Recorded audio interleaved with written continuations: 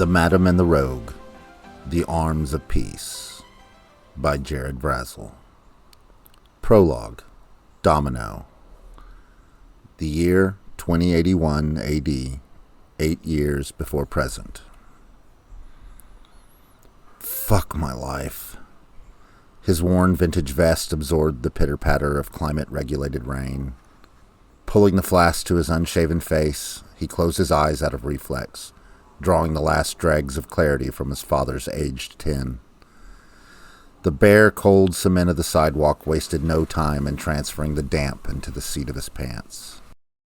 Figures, he muttered, stashing the engraved tin in his vest as he wallowed in the ever-increasing downpour's gift of feeling something other than regret.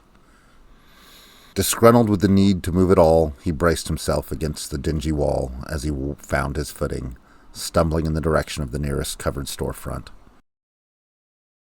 James dug in his inner pocket, fidgeting with a crumpled box until the cigarette found the opening. Popped into his mouth, a mere snap of the pocket torch sent the bent end ablaze. His hand cupped the butt, succeeding keeping the water away. Ah, a true sign of a seasoned sinner. One foot after another, secure the fucking load, make the delivery. Lather, rinse, and repeat. Even the most basic tasks were now feats to overcome. Long ago, he trained his mental autopilot to cope with the disinterest, needing little to no input to keep him moving forward. Of course, the original intent of the mechanism was to simply fill in the small gaps in focus when his brain needed a break from time to time, not let it replace his personality entirely.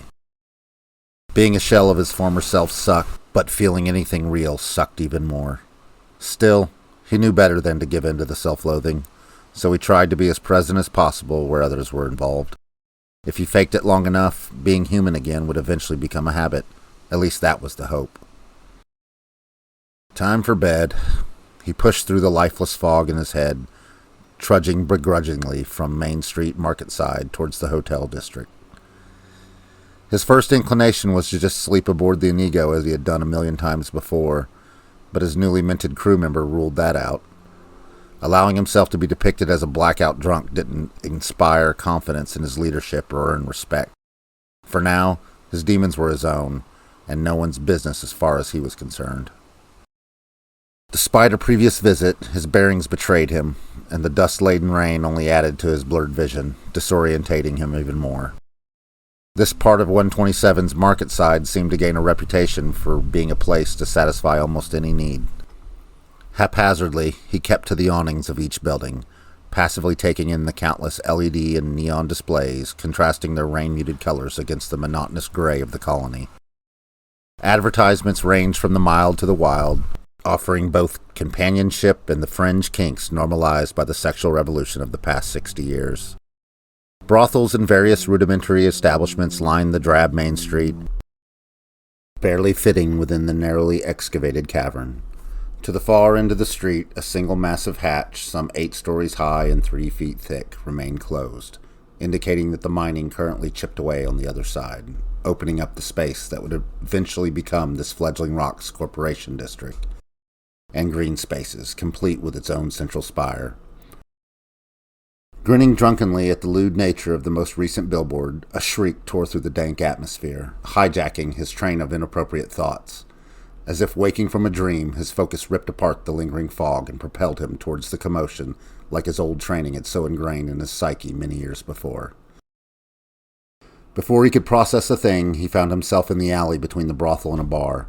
With his second nature engaged, he secured his sidearm, a throwback projectile-only Glock 19, and trained his eye down the sights into the rain-soaked darkness. The scene mimicked a moonless night, save a single pulsing bulb casting a rainbow halo through the falling rain. His pupils swelled.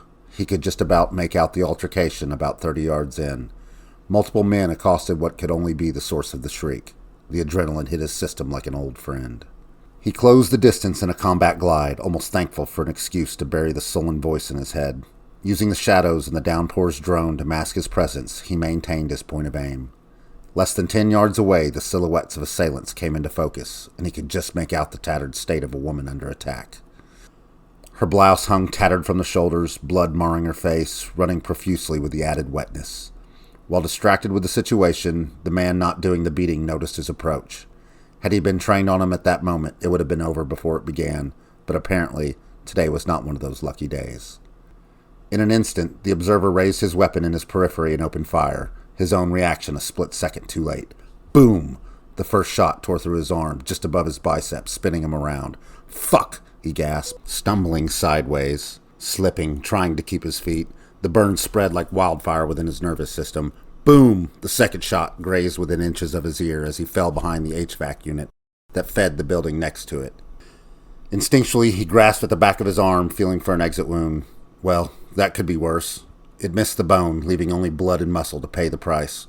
What the hell am I doing? He said under his breath, having a laugh to himself, trying to collect his resolve. His adrenaline pumped even harder, instantly numbing the sting. It had been a few years since his last firefight, but the familiar rush of endorphins coursed through him like a greeting of an old friend after years apart. His shipping gig clearly had made him soft. Nah, he muttered to himself. With his back to the air conditioning unit, he closed his eyes and took a deep breath. Along with his shoulder tissue, all remnants of his recent buzz were blown away. Fuck me, here we go. He rolled onto his side and quickly into view, maintaining his aim all the while. The armed man anticipated his response at a different angle, giving him the time he needed to acquire his target. Like thousands of times before, his mind cleared as he halted his breathing and effectively slowed time itself. Thankfully, his muscles remembered their conditioned process, drawing the slack out of the seasoned trigger. Slack, slack, slack, click. Boom, boom! His Glock let loose into the chest of the conspicuously dressed man. Going down, the man let off a desperation of bullets as he went, one bouncing off the pavement and ricocheting through his left shoulder. Blood now poured from his left arm and right shoulder, but the adrenaline persisted, doing its job for the time being. Coursing, pulsing, oxygen tingled through his veins, driving him forward. A price would be paid for it later, but for now, he had unfinished business. During the exchange fire, the woman's attacker wasted little time scrambling and dragging her through the nearest door by her hair. Through the sheet of torrential rain, he trained his gun to him, but too late for a shot. Struggling to his feet as fast as his injuries would allow, the rush of blood to his torso caused his wounds to throb, dulled by endorphins, but there nonetheless. His ears rang like a broadcast tone, making the ability to hear even the slightest of noises. The last thing he wanted was to have this guy be able to hunker down with his hostage behind cover. Assuming he also had a firearm, the situation could get real tricky real fast. What are we doing, James? You could have just left it all alone, gone on with your miserable life, and avoided getting mixed up in other rock dwellers' business. But no, you just couldn't help yourself, he said under his breath, trotting painfully towards the door. He really didn't have a choice. His dad left a lasting impression on the code by which he lived, telling him on what seemed like more than a few occasions, do what is right at the right time for the right reasons, usually adding, some men just need killing. The expression always made him laugh as a kid, but as he became an adult, situations just like this one made him finally realize its wisdom. Granddad raised his father on old westerns, classics, and war movies, all revolving around a sense of chivalry and a strict moral code of honor. At a moment like this, dripping with his own blood and pursuing an unknown man with a female hostage through the back alleys of a podunk rock city, he wondered if having a hero complex was more a blessing or more a curse. God damn it, why do I have to care? He scoffed under his breath as he backed into the door and out of the rain to continue his pursuit. He followed the sound of thuds, grunts, and muffled screams up the stairwell of the fire escape that serviced the tenement side of the building. The man had a full door lead on him, but he was dragging the woman, which should allow him to catch up in no time. Upon reaching the top of the flight, he arrived in time to see the door to the second floor coming to a close. Moving through the doorway in a hurry, he slammed the door open with his hip and brought his Glock to the ready. This was it. He caught up to them. Just 10 feet ahead, the woman put up a fight, kicking, swinging, and cursing, forcing the man to slow his pace. Hearing the slam behind him, the ominously dressed man pulled the struggling woman up in between himself and his pursuer as a shield. His hand moved to her head, brandishing some newfangled firearm. "Let her go, dickface," he shouted in a deadly serious tone. Instinctually, he slid back out of the doorway, using the jamb as cover. The man grinned and pulled her tighter, pushing his muzzle hard against her temple. eliciting an involuntary groan from his hostage. "Just shoot him." The woman's calm threw him. Blood on her face marred her features, and her hair tangled in a matted wet mess in the man's grip. But somehow, she appeared as cool as the other side of the pillow. "Go ahead. You'll hit her," the man's voice bellowed off the starkly lit corridor walls. It had a sense of untouchable to it, like it wasn't his first time as using his baritone as a weapon. What his tone lacked in an educated quality furthered his assumption of a lifetime as a criminal as spot on. He did his best to measure him up, fighting the burning sensation moving up and down his arms and the quickened pulse that threatened to take his consciousness due to blood loss. The man was abnormally large in stature, standing at least 6'6" with tightly cut hair. His height worked against him, being nearly a foot taller than his hostage, exposing his head to potential fire. The mixed tone of his skin looked like a cliché of every goon from the classic movies he loved. Hired muscle was the obvious guess. Lucky for him, his size only mattered in a fistfight, but his genuine worry was if this lasted too much longer, he wouldn't be able to hold up his weapon. It needed to end sooner rather than later, if only he could get a clear shot. "Do you have any idea who I work for?" the man gruffed, annoyed with the situation. "Don't care," he quipped unfazed, holding his forehead squarely in his sights. Back and forth, the woman's head bobbed through his sight picture, his vision fading in and out of sharpness. "You should." His face held shadows from the hall light, leaving a darkened mask to highlight his menaced grin. The woman didn't resist. Intentional or not, it allowed for an easier shot. He gritted his teeth, focusing through the ever-increasing searing pain, almost considering putting a bullet in the hostage in a harmless body part just to bring the standoff to an end. Shaking his head to himself, he shelved the thought as fast as it came to mind. "Still nothing. Sorry, bud. Maybe I'm just naive, but I could give two shits who you are or who you work for." His knack for sarcasm acted as a suit of armor, choosing it any time he had the need. It was a swagger that hit its mark time and time again, despite being borrowed from his cinematic heroes. "Listen here, boss," the man said, yanking the woman tight, letting on his level of agitation. "Let's come to an understanding. You're meddling in business far beyond your pay grade, but I'm willing to let it slide. You see, if you kill me, the guy who hired me will know it. He'll find you, and he will kill you and anybody else close to you. Right now, I'm still alive to tell him I don't know who killed Bernie, and if I don't make it back, he'll come looking for answers. You could be a free man, and all you need to do is let me walk away with her. Hell, I don't even know why you're bothering with her. She's just a two-bit hooker. They're a dime a dozen." He weighed his words, unsure of why this specific woman would be so important. Play it cool, give nothing away. That was the only way. He relaxed his aim, salvaging his strength as he let his exposure shrink further and further between the door and jamb.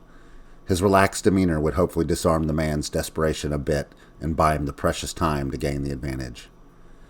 "Nice speech. Are you finished?" "Just a hooker? If she isn't worth a dime, why not just run and leave her? You could have gotten away, but you haul her ass up a flight of stairs and choose a Mexican standoff. Why didn't you just put a bullet in her head and be done with it?" He wasn't giving in to the ploy to intimidate or throw him off. His curiosity was piqued. There's no way he wasn't seeing this through. And then he saw it. Blood stained and oozed down the leg of the man. The woman must have put up more of a fight than he originally thought. Interesting, she had spirit. Their eyes met, and somehow they both knew without words what came next. "You got me. I suppose you have it all figured out. It's just a shame." The man gave him a wry smile and postured like he was giving in. James swallowed. "Oh, yeah?" he ripped back. There's no way in his mind this pro would give up without a fight. "A shame? You won't be making it out of here alive." As the man spoke, his weight shifted. In one motion, she struck down at the wound, halting his plan. Instinctively, the goon launched his hostage forward in response, fumbling to take aim with his gun under distress. James anticipated the distraction, moving from his cover hard to the wall in the yellow-painted corridor. His injured right shoulder slammed into the wall on his right, killing his momentum in an instant. It wasn't a perfect maneuver, borrowed from his previous life, but the move gave him some minor element of surprise and the slight advantage he needed. Multiple shots rang out. Boom, boom, boom. Both men dropped in unison. It was unclear who hit who and where. In less than a few seconds, the chaos gave way to calm. The telltale smoldering of faint white barrel smoke hung in the air as all went silent, and for a moment the world ceased to be violent. The woman stirred between the still heaps of men. Shaking and short of breath, she crawled towards her unknown protector. Reaching for his arm, she attempted to roll him to his back. As she tugged on his soiled sleeve, his other arm snatched her hand as a reflex. Startled, she relaxed into his grip. It's okay. It's me. He's dead. You got him. Are you hurt? She looked him over as he groaned and moaned in response, finding the source of his wounds. The loss of blood was catching up with him. The adrenaline drip had dried up, and his nerve endings sang a tune. I was going to ask you the same question, he mumbled back at her, wincing. She chuckled in response.